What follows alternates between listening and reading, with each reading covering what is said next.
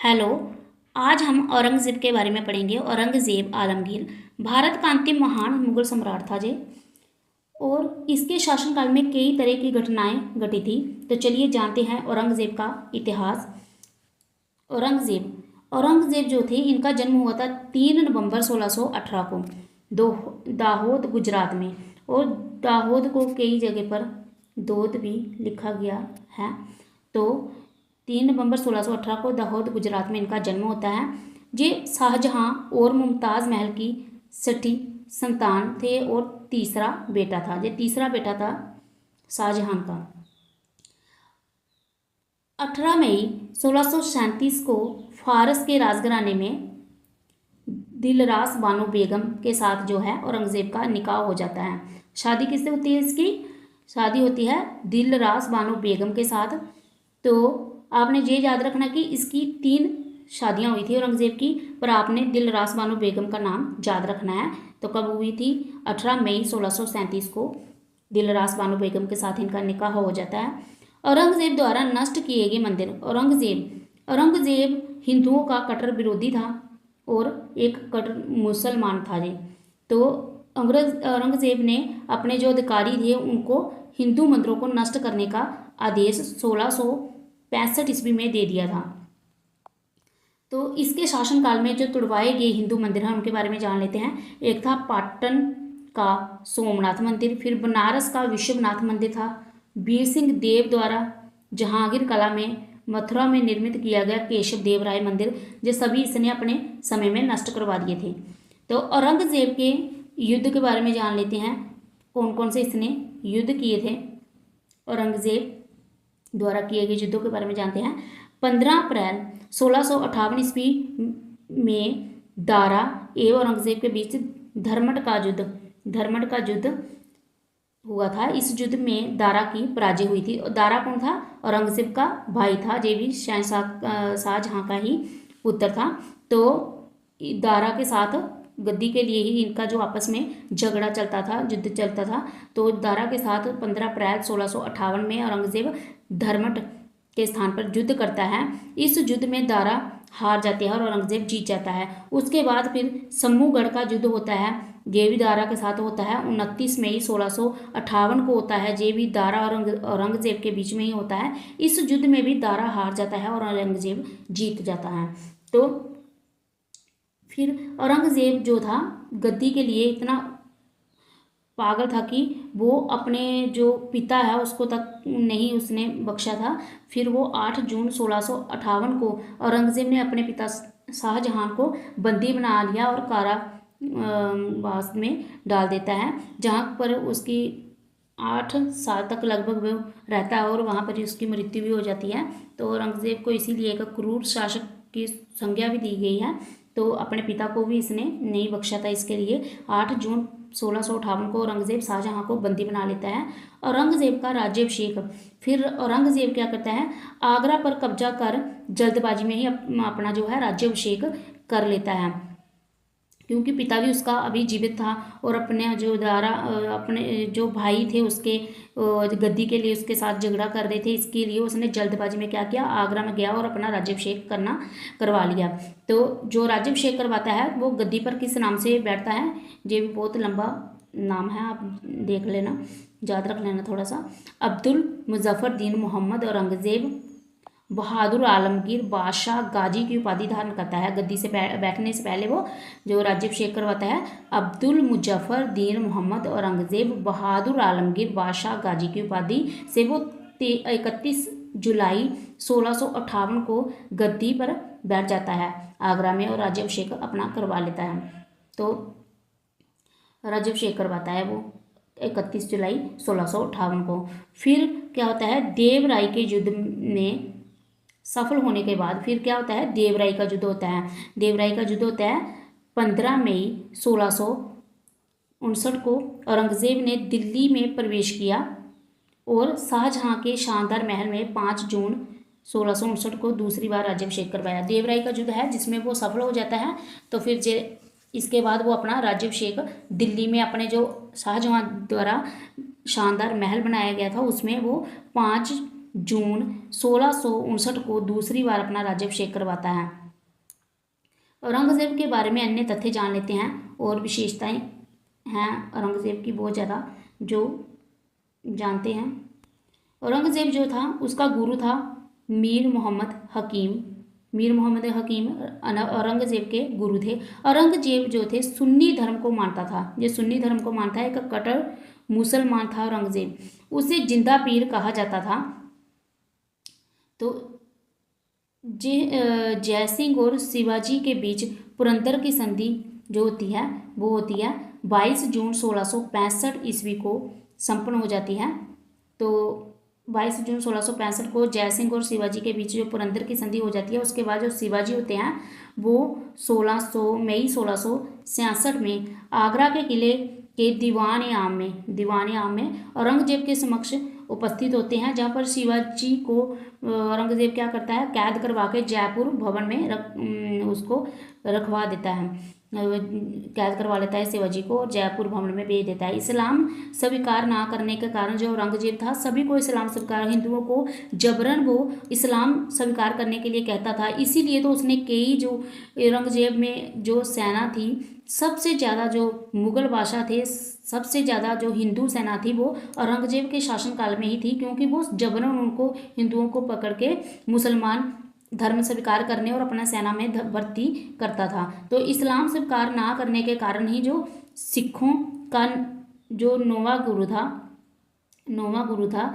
सिखों का 9 नंबर का जो गुरु था, गुरु तेग बहादुर उनका नाम था, उनकी हत्या औरंगजेब ने 1675 ईस्वी में दिल्ली में करवा दी थी। तो उनको भी उन्होंने मरवा दिया था। उन्होंने बोला था कि वो जो है मुस्लिम धर्म को स्वीकार कर लें, तो उन्होंने मना कर दिया था। तो इसके वजह से ही औरंगजेब ने 9वें गुरु सिखों के जो तेग बहादुर थे उनकी 1675 ईस्वी में दिल्ली में हत्या करवा दी थी। इतने निर्दयी थे जो अपने धर्म के पीछे वो इतना कट्टरता दिखाते थे औरंगजेब।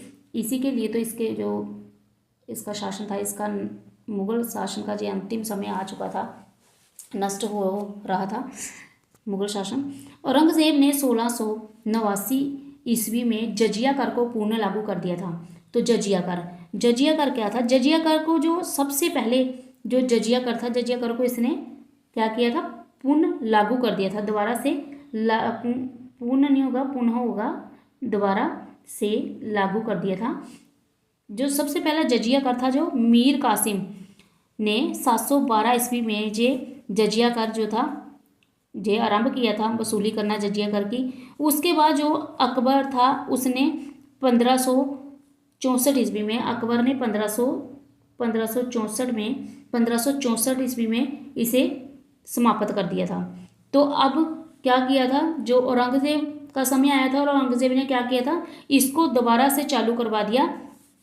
इसने अब किससे लेना शुरू किया था जी जजिया कर? इसने जो मुसलमान जो हिंदू थे उनको अपनी सुरक्षा के लिए, उनको सुरक्षा मुहैया करवाने के लिए ये जो जजिया कर था शुरू करवाया था कि वो जजिया कर देंगे तो इसके बदले में उनकी सुरक्षा की जाएगी। तो इसलिए औरंगजेब ने 1679 ईस्वी में जजिया कर को दोबारा से लागू करवा दिया था।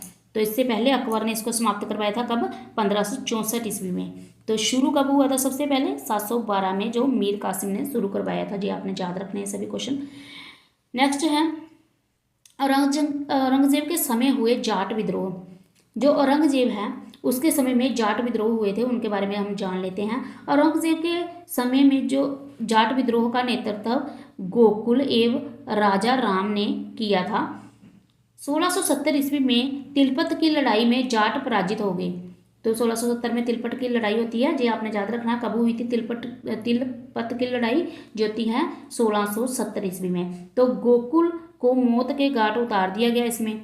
इसके बावजूद जाटों ने 1685 ईस्वी में राजा राम के नेतृत्व में दोबारा से पुनः आएगा जहाँ पे दोबारा से जो है विद्रोह कर दिया। इसमें जाटों ने सिकंदरा में स्थित जो अकबर का मकबरा है उसे भी लूटा था। जो जाट विद्रोह होता है इसमें जाटों ने क्या किया था, 1685 वाला जो विद्रोह होता है इसमें सिकंदरा के मकबरा को भी लूटा था। और भरतपुर राजवंश की नींव और औरंगजेब के शासनकाल में ही जाट नेता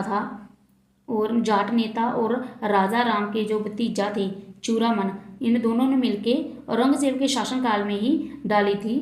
किसकी नींव? भरतपुर राजवंश की नींव डाली थी दोनों ने। एक तो जाट नेता थे और दूसरा था राजा राम के भतीजा चूड़ामन। ये दोनों ने मिलकर डाली थी भरतपुर राजवंश की नींव। नेक्स्ट है 1686 ईस्वी में बीजापुर एवं 1637 में गोलकुंडा को औरंगजेब ने मुगल साम्राज्य में मिला लिया था। जी आपने याद रखना, कई बार क्वेश्चन आ जाता है ऐसा। 1686 ईस्वी में बीजापुर को मिलाया था अपने साम्राज्य में औरंगजेब ने, और 1637 में जो मिलाया था गोलकुंडा को मिलाया था अपने साम्राज्य में औरंगजेब ने। औरंगजेब के साम्राज्य की विशेषताएं जान लेते हैं। औरंगजेब के समय में हिंदू मनसबदारों की संख्या लगभग 337 थी, जो अन्य मुगल सम्राटों की तुलना में अधिक थी। जो मैंने आपको पहले भी बता दिया है कि वो जबरन हिंदुओं को मुसलमान बना के अपने सेना में वो शामिल करता था। औरंगजेब सर्वाधिक हिंदू अधिकारियों की नियुक्ति करने वाला मुगल सम्राट था, और औरंगजेब ने कुरान को अपने शासन का आधार बनाया हुआ था, क्योंकि वो कट्टर मुसलमान था और कुरान को अपने शासन का उसने आधार बनाया था। बस मुस्लिम धर्म था उसे फैलाना ही वो अपना मकसद समझता था। औरंगजेब द्वारा की गई मनाहियाँ, तो औरंगजेब ने अपने शासनकाल में कई तरह की मनाहियाँ की थी, उसके बारे में जान लेते हैं। इसने सिक्कों पर जो कलमा खुदवाया जाता है उसकी मनाही की, नवरोज का त्योहार जो मनाया जाता था उसकी मनाही की, भांग की खेती की जाती थी उसकी मनाही की, गाना बजाना, जरोखा दर्शन, तुलादान प्रथा, इन सब की मनाही की थी। तुलादान प्रथा के बारे में आपको बता देती हूँ। तुलादान प्रथा होती थी कि राजा को सोने चांदी के साथ तोला जाता था। ये जो प्रथा चली हुई थी उसने इसकी मनाही करती थी। हिंदू राजाओं के माथे पर अपने हाथ से तिलक लगाना, ये भी उन्होंने मनाही करी थी। इसके अलावा सती प्रथा आदि ये जो रिवाज चले हुए थे ये उन्होंने सभी बंद करवा दिए थे। तो औरंगजेब ने जहाँ से देखा जाता है कि कुछ अच्छे काम भी किए हुए हैं। तो नेक्स्ट जान लेते हैं औरंगजेब के बारे में। इसके अलावा वेश्याओं को शादी करने अथवा देश को छोड़ देने का उसने आदेश दे दिया था। उन्होंने बोला था जो वेश्याएं हैं वो जहाँ तो शादी कर लें, जहाँ तो फिर देश छोड़ के चली जाएं। और दरबार में होली दिवाली आदि जो हिंदू त्यौहार थे उनको मनाने की भी उसने मनाही कर दी थी औरंगजेब ने दरबार में संगीत पर पाबंदी लगा दी थी, तथा जो सरकारी संगीतज्ञ होते थे उनको भी अवकाश दे के छुट्टी पर भेज दिया था। भारतीय शास्त्रीय संगीत पर फारसी में सबसे अधिक जो पुस्तक है, भारतीय शास्त्रीय संगीत पर फारसी में सबसे अधिक पुस्तक औरंगजेब के शासनकाल में ही लिखी गई थी। और वह खुद जो था चाहे वो संगीत का विरोध करता था, पर यह भी बात देखने वाली थी कि वो खुद बीना बजाने में दक्ष था। औरंगजेब उनको बीना बजानी बहुत ही अच्छी तरह आती थी। औरंगजेब दारुल हर्ब को दारुल इस्लाम में परिवर्तित करना चाहता था। दारुल हर्ब को वो दारुल इस्लाम में परिवर्तित करना चाहता था, मतलब कि वो जो हिंदू धर्म था उसको पूरी तरह इस्लाम में वो परिवर्तित करना चाहता था। तो औरंगजेब का जो उद्देश्य था कि वो अपने धर्म का पूरी तरह प्रचार कर रहा था और इस्लाम का ही चारों ओर जो है प्रसार करना चाहता था। अपना महत्वपूर्ण उसका जो लक्ष्य था वो मानता था दारुल इस्लाम को, जो दारुल हर्ब था उसको दारुल इस्लाम में परिवर्तित कर देने का। तो फ्रांसीसी जाति थे फ्रांकोइस वर्नियर औरंगजेब के चिकित्सक थे। तो क्या नाम था जो इसके चिकित्सक थे? François vernier. ये फ्रांसीसी यात्री थे और औरंगजेब के चिकित्सक भी थे। औरंगजेब की मृत्यु 20 फरवरी 1707 ईस्वी को हुई थी। इसे खुलदाबाद जो अब रोजा कहलाता है में दफनाया गया था। खुलदाबाद जो अब रोजा कहलाता है वहाँ दफनाया गया था औरंगजेब को। तो मृत्यु कब हुई थी? 20 फरवरी 1707 ईस्वी में। और औरंगजेब के समय में सूबों की जो संख्या हो गई थी वो बढ़ के हो गई थी, 20 हो गई थी। सूबों की संख्या थी 20 औरंगजेब के समय में। तो औरंगजेब जो था टोटली हम देखें इसके बारे में कि ये एक कट्टर सुन्नी मुसलमान था जो कि हिंदुओं को पसंद नहीं करता था। जो मेन कारण जो है इसके अंत का, इसके शासन के अंत का बना था वही था। लेकिन वैसे तो जो इसके शासनकाल में जो मुगल थे वो, उनका जो विकास ही हुआ था, पर इस वजह से जो था इनका जो राज्य था इनका अंत होना शुरू हो गया था। जो इसकी कुछ जो नीतियाँ थी इसने बनाई हुई औरंगज़ेब ने, उस नीतियों के कारण ही इसके साम्राज्य का विघटन होना शुरू हो गया था और 18वीं शताब्दी के मध्य में इसका पूरी तरह पतन हो चुका था। तो ये था औरंगज़ेब के बारे में, औरंगज़ेब का इतिहास। नेक्स्ट वीडियो देखने के लिए मेरे चैनल को लाइक, शेयर और सब्सक्राइब कीजिए। Thank you.